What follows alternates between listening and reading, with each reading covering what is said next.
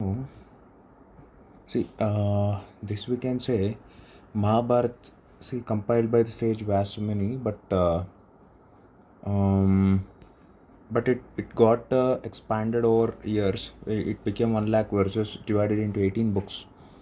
So, Parvas, it's like um now a core section within Mahabharata's Bhishma Parva is a Bhagavad Gita. So, here Bhishma Parva, you should remember Bhagavad Gita comes here, which outlines synthesis of action, karma yoga, and the devotion, bhakti yoga. Karma yoga and the bhakti yoga, then gnana marga. This is the synthesis. This contains this Bhagavad Gita contains this, serving as a foundational ethical text for the Indian society. Next, Puranas. Corpus consists 18 Mahapuranas. Great Purana. Maha means great. The and numerous Upapuranas. A standard Purana is expected to cover 5 essential themes. That should have Pancha Lakshana, Sarga, cosmogony, creation, Pratisarga, recreation, destruction, Vamsha, genealogies of gods and sages, then Manvantara, cosmic cycles ruled by Manu, then Vamshanucharita. This is dynastic histories of ancient royal lines. Beyond their mythological frameworks, the Puranas are highly valued by historians because their dynastic lists provide a chronological outline for studying ancient ruling houses like Haranyakas, Shishunagas, Nandas, Mauryans, and then Guptas. Means see, these are the dynasties. Okay, what a Purana should contain is there should be see essentially 5 themes it should have: Sarga, cosmology, creation, then Pratisarga, Vamsha, then Manvantara, then Vamshanucharita. So, beyond their mythological framework, the Puranas are highly valued by historians because their dynastic lists provide a chronological outline for studying ancient ruling houses like Haryanka, Shishunaga, Nanda, Maurya, and Guptas. See, let's say Purana one.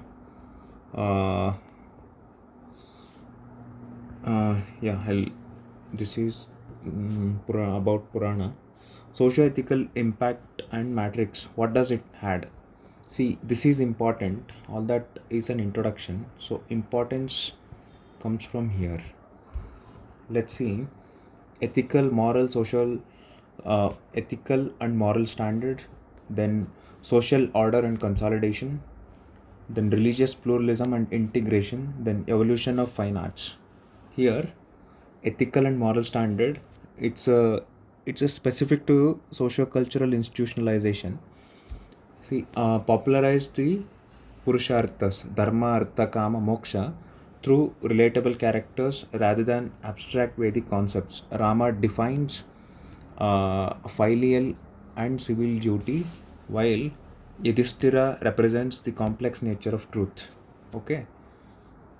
This is moral. See, one purusharthas, dharma, artha, kama, moksha. Even today we use that, which has come from the Vedic Puranas. Now, social order consolidation. This will be like reinforce the structural stability of the institutional social order, that is Varnashram Dharma, by illustrating the social disruptions that follow when duties are neglected. Okay. Now, let's now religious pluralism and integration facilitated the growth of Puranic Hinduism. So this is important. Blending the localized local deities practices into overarching pantheons of Vaishnavism, Shaivism, and Shaktism. So this is again divisions. It made a pluralism, even though it has divisions in what they believe, but then it has integrated into one. Now, evolution of fine arts provided primary narrative storehouse for classical Indian dance, Bharatanatyam, Kathakali, sculpture, temple iconography, theatrical arts across Asia. See, Bharatanatyam, almost every every art and act of Bharatanatyam, somewhere or the other, either connects to Krishna, Mahabharata, Rama, Krishna, Radha. See these. So that is how, the same way Kathakali also, the sculpture, iconography, all this is a fine arts, how it got evolved. Now, ancient prose works on polity, ethics, and popular allegories. We have Kautilya's Arthashastra. Kautilya is called Vishnugupta Mauryan period. This foundational manual statecraft is organized into 15 books. Adhikarnas, it represents a highly realistic approach to governance. It introduces, see how we are coming first, Vedas, then in which we have studied this is the Samhita, in which we have studied Brahmanas, Aranyakas, Upanishads. Then we are coming into Puranas. We have understood the socio-religious impact of Puranas, like ethical, moral standards, social order, consolidation, religious pluralism, integration, evolution of fine arts. This is we have understood. Then we are coming into the modern aspects of literature. Suppose ancient prose works in polity, ethics, and popular allegories. So we are beginning with Kautilya's Arthashastra, in which we are going on. Then it introduces the Saptanga theory, in which state as an organic body consisting of 7 vital parts, that is Swami, Amatya, what is that? Janapada, Rashtra, Janapada, Durga, Kosha, Danda, then Mitra. Mandala theory, a foreign policy framework analyzing geopolitical relationships based on principles that a neighbor is a natural rival, okay, while a neighbor's neighbor is a natural ally. Okay, this is why, if you see, one thing I will tell you, we often Mongolia, you are saying, no, India is here.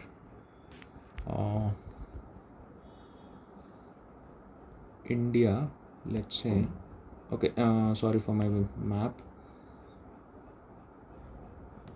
One of the best example that we practice on a contemporary basis is with respect to relationship with the Pakistan.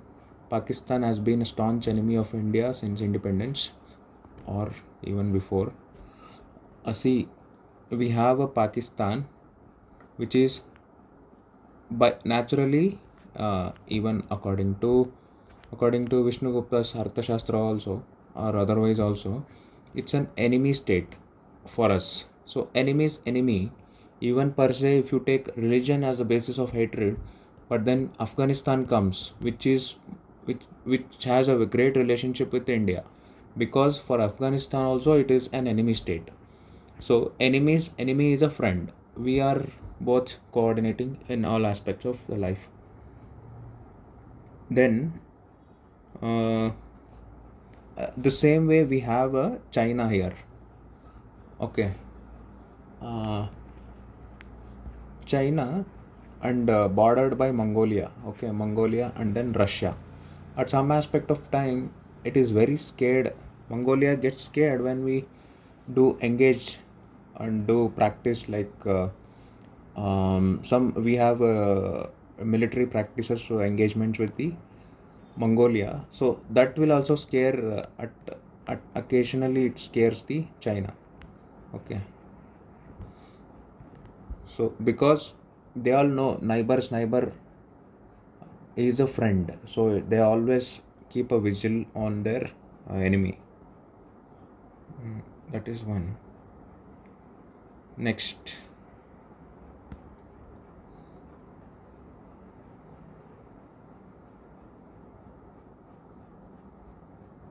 one second. Next, we will have a see Saptanga Kautilya Saptanga state matrix contains 1, 2, 3, 4, 5, 6. See, 1, oh sorry, 1, 2, 3, 4, 5, 6, 7. So you should draw this image. Okay, it's very, very important. And we should explain Swami is the ruler, Amatya is a bureaucrat, Janapada. Bureaucrat means main mantri. It's like Amit Shah. It's like PM Modi. It's the number 2 in a cabinet. So Janapada is a territory, Indian subcontinent. Durga is, we have a border, fencing, BSF. Then we have a treasury, Kosha, which is Finmin, and foreign exchange reserves, then gold, then RBI, FM, then economy per se is the also Kosha, then military, we have Danda, Bala, we have what is that, BSF, then aircrafts, advanced aircrafts, then Sudarshan Chakra, all this is there. Then Mitra, this is very important. We have first in the list is Russia, Israel for tech. This is then we have France for aircraft.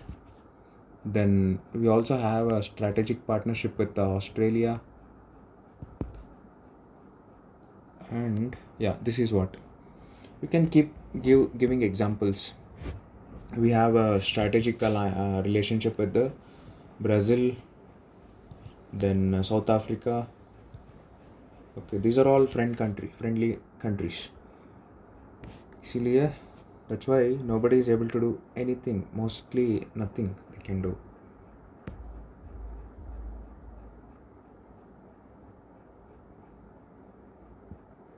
Now, let's say what is left? Ethics and popular story allegories, Niti Saras matte Panchatantra. See, Panchatantra sometimes being asked, you can mention if the Panchatantra is asked, you should say the author of the book. Then you can quote some examples as to what it generally consists of. Now, to teach moral philosophy and practical wisdom Niti to young princes and the ordinary citizens, authors developed popular allegories using animal fables. The Panchatantra, composed by Pandit Vishnu Sharma, this is important, is structured into 5 distinct strategies: Mitra Bheda, loss of friendship; Mitra Labha, winning of friendship; then Kokolokiyam, on crows and the owls. See, this is the, if you read the story, then you can categorize either of them. Then Labda Pranasham, loss of gains. See, Labda means the one that is gained. Pranasham means loss. What is the loss of gains? And Aparikshita Karakam, ill-considered action. Aparikshita Karakam. Let's say there is one story wherein dog will have a bread in its mouth. So it will bark at the reflection of at its own reflection while crossing a river stream. So it will bark once, so it will slip and fall into the river, water. Okay, this is one of the example of Aparikshita Karakam, ill-considered action. Similarly, Narayana's Hitopadesha expanded the tradition. These works are celebrated for their pedagogical values. Pedagogy is this is for methods of teaching to young minds, okay. Pedo, sometimes it's a negative word, but pedophiles, it's those who pedophiles is a popular, it's a well-known infamous name, those who sexually exploit children. So ped means child. So child's learning psychology इसका क्या है, pedagogical value. Then blending light animal stories with the sharp prose and verse to teach human psychology, ethics and political strategies. So what you have to remember is Panchatantra. If you can remember, you can say Panchatantra by Vishnu Gupta. You can say 5 distinct strategies: Mitra Bheda, Mitra Labha, then Kakolukiyam, then Labda Pranasham, and Aparikshita Karakam. Then we have Narayana's Hitopadesha. That's all. Then Mughal contribution to literature. We have establishment. It's like the establishment of Mughal Empire introduced a vibrant period of literacy production marked by the synthesis of Persian, Turkish indigenous Indian languages like Sanskrit, Vrajabhasha, Hindi. So literature during this era evolved from royal memoirs to comprehensive court histories and cross-cultural translation projects. Let's say autographies. Let's start with the autographies and official court chronicles. Babur and Humayun term foundation was laid by Babur, who wrote his personal memoirs, the Babur Nama, Tujik-ki Babri, in Chagatai Turkish. It's a language. It stands out for its realistic description of geography, flora, fauna. That's all you have to remember. Then political realities of Hindustan. These things. Then during Akbar, what happened? Humayun's sister Gulbandan Begum wrote Humayun Nama, offering a unique look into domestic life and political challenges of the early Mughal court. Now Akbar's period is again important book again is Akbar Nama.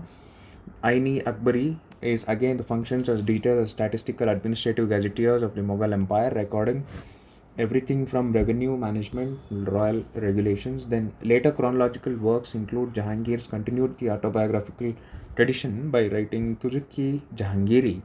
Tujik-ki Babri is written where he. During Babur, Tujik-ki Babri, Humayun Nama, then Aini Akbari, Akbar Nama, then Tujik-ki Jahangiri is also written. Then Abdul Hamid Lahori wrote the Padshah Nama. History was restricted, but the legal documents Fatwa Alamgiri was compiled, creating a collection of Islamic jurisprudence. So Fatwa Alamgiri is the Islamic jurisprudence. Okay. Even today, the Sharia law, Indian Sharia follows this Fatwa Alamgiri. Okay. So it's important. Translation Bureau, that is Maktab Khana, is a cross-cultural synthesis. This actually translating Hinduism, books of Hinduism into Persian. Major literary achievement of the Mughal era was institutional translation of the classical Sanskrit text into Persian. Aimed at bridging cultural divides, Akbar established the Maktab Khana Translation Bureau of Fatehpur Sikri at Fatehpur Sikri. Under this initiative, so who establishes? Akbar. Okay. The Mahabharata was translated into Persian as the Razmnama, book of war. Raz means war. Nama is the book. By scholars including Faizi and Badaini. The Ramayana, the mathematical treatise, the Lilavati, Atharva Veda were also translated. This cross-cultural work reached its peak during Prince Darashikho, who translated 50 Upanishads into Persian under the title Sirre Akbar. the great secret. Then, arguing that Upanishads contain early monotheistic insights that complemented Islamic thought. Okay. Now, chronological timeline is being given. It's well and good if you can remember. So 1526 to 1530 we have composition of Babar by in Chagatai Turkish, established the naturalistic Mamair tradition. Then 1574 Akbar established Maktab Khana. This is the institutionalization of translation. At Fatehpur Sikri, beginning systematic Sanskrit to Persian translation. Then 1590s Abul Fazl completes the Akbarnama Aini Akbari, creating classical model for official Mughal chronicles. In 1620s, Jahangir pens the Tujki Jahangiri, focusing on personal reflections, art criticisms, and natural observations. In 1657, Dara Shikoh completes the Sireh Akbar, then translating the principal Upanishads into Persian and marking major milestone into cross-cultural synthesis. Then Karnataka linkage, it's an important. Shayana and Vijayanagara Vedic revival. During 14th century Common Era, Karnataka became the center of major Vedic literary revival under the early rulers of Vijayanagara Empire. The prime minister of the empire, Sayana, along with the brother Vidyaranya, composed the Vedartha Prakasha. This monumental work stands as the most comprehensive running commentary on Rigveda and the other Vedic Samhitas, preserving traditional interpretations that later became foundational for modern Vedic scholarship. Let's say, then Kadamba and the Western Ganga administration contains actively adopted Sanskrit political theory for regional governance. The Western Ganga monarch Madhva II, in the 4th century CE, was an accomplished scholar who wrote the commentary on Kautilya's Dattak Sutra. Later, the Rashtrakuta king Amogha Varsha I composed the Kaviraja Marga in Kannada and Prashnottara Ratnamalika in Sanskrit, adapting the moral and ethical traditions of the Northern Indian prose into the court culture of the Deccan. Then Deccan Mughal literary exchanges. The Adil Shahi dynasty of the Vijaypur acted as a cultural bridge between the literary styles of a Deccan and the Mughal court. Sultan Ibrahim Adil Shah II composed Kitab-e-Navaras. See, this is Deccan literature. See, who composed this? Shah. Ibrahim Adil Shah II composed Kitab-e-Navaras in Dukhani Urdu, using Persian poetic structures to praise both Islamic saints and the Saraswati, the Hindu goddess of music, showing cultural synthesis parallel to Akbar's Maktab Khana. Let's say why some of these things are in news. Okay, Manuscript Digitalization Initiative, National Mission for Manuscripts, has recently expanded its digital preservation project, focusing on ancient palm leaf manuscripts preserved in Karnataka repositories, including the Oriental Research Institute in Mysore. Now, UNESCO Memory of the World updates. Here, ongoing efforts are underway to nominate the specific Rigvedic manuscript commentaries by Shayana, held the Indian Archival Center for inclusion of the UNESCO's Memory of the World Register, drawing renewed international attention to Vijayanagara era scholarship. See, Shayana, this is commentaries of Shayana they are specifically talking about. So Vijayanagar is linked. That's why Vijayanagar is linked. But otherwise, per se, Rigveda is not linked directly to Vijayanagar, but Shayana was there in his kingdom. So his work is now in the UNESCO Memory of the World updates. Dara Shikoh Cultural Research Projects, National Cultural Council have recently organized an academic symposiums and released new translation of Dara Shikoh Sare Akbar and Mazmal Bahrain, Mingling of Two Oceans, highlighting his historical cross-cultural translation and dialogue. What is it? Yeah. Probable questions like translation, yeah, you can pause it and read it for yourself. One is this detailed Saptanga theory that we have seen. See, this you have to write. Then Shrutis, Samhita, Upanishad, Ityasa, Bhagavad Gita, Panchalakshana, traditional cosmology, genealogy, sages, dynastic history. So Saptanga model we have to remember, Mandala framework, practical allegories. Then Babar Nama insights. Then Aini Akbari, Mukhtab Khana, Razmana project, Sare Akbari, Shaina's commentary. This is Vedartha Prakasha composed under Vijayanagara. Okay. Ganga statescraft, King Madhava. That's all. Okay. Let's connect in the next video. Thank you.